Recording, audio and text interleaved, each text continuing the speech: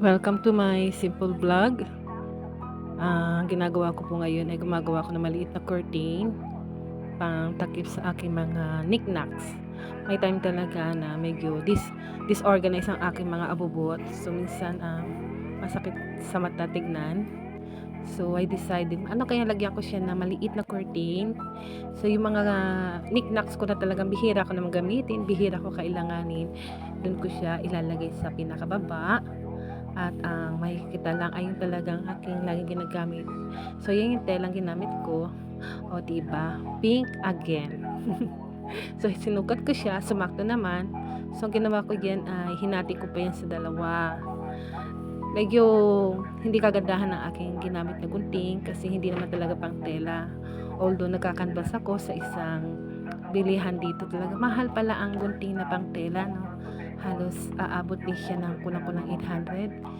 Pinakamababa yata ay 600, maliit na yon. So pinagtiyagaan ko na muna kung ano ang meron ako dito sa bahay, diba? Doon tayo sa simple, kung anong meron, pagtiyagaan gamitin. So nilatag ko niyang telang yan. Hindi ako makapagtahi kasi hindi rin ako kompleto sa aking mga karayom, at ang natira na lang dyan ay yung maliliit na karayom na ang hirap-hirap lagyan ng sinulit.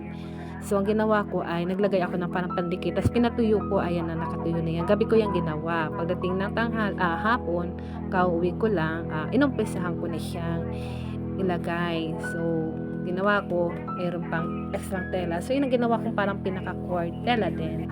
And then may mga ano naman po ako, may mga thumbtacks na pandikit. Tapos binutasan ko yung pinakagitna nung nilusatan ko yun ng paper clip. Para kasi maglulusot ako. Alam niyo po ba yung pag gumagawa kayo ng mga pantalon o kundi yung mga pang ano, yung pangbahay na mga short, di ba? Lalagyan ng garter. Tapos naglalagay kayo ng hairpin. Ayan. So naglagay ako ng hairpin. Tapos sinulot ko diyan. So tiyagaan lang talaga. Kung gusto mong gumanda kasi yung kwarto mo, ayaw mo makita yung mga abubot na medyo may time na hindi na organize. So yan. Kinaga ko siyang ipasok. So, yan, tiyagaan lang talaga. So, naka-isang panel na ako. So, ang ginawa ko, hinati ko. Hindi ko siya isang buong nilagay para pag may kukunin ako, sa gitna ako titingin. Kasi yan na naman another one. So, ganun na naman uli ang ginawa ko. Alam mo po ba yung pan naglalagay ko yung naman kurtina, tapos ang gamit nyo ay malalambot na pang tali. So, diba? So, ganyan. So, ayan. Tiyagaan lang talaga. Buti na lang ako ay may tiyagang personalidad. So, ayan. Tapos yan. Sa totoo lang, hindi ko pa nakikita ang buong buo, pero natutuwa na ako. Kasi kahit paano, kahit hindi ko siya masyadong aayos, basta lang natatakpan, kahit paano, maganda na sa akin yun. Although mag-aayos tayo, kay mag-alala. So, ayan, naayos ko na, pinapantay ko na, at nilalagyan ko na siya uli ng thumbtacks. Dahan-dahan lang naman ang aking paglagay. Ay, situid na, sakto lang siya, tapos hindi laylay. So, ayan, pinakikita ko na sa inyo. Ganyan na itsura niya. O, diba? So, yung dalawang taas na layer, yun yung mga aking madalas talagang ginagamit. Sa gitna, naglagay pa ako ng isang thumbtacks.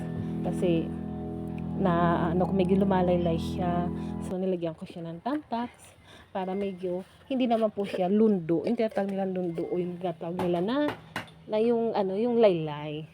So ayan, inaayos ko na yung pantay lang talaga ang kanyang kuha. So ayan na yung pinaka ginawa ko, no. Ganyan.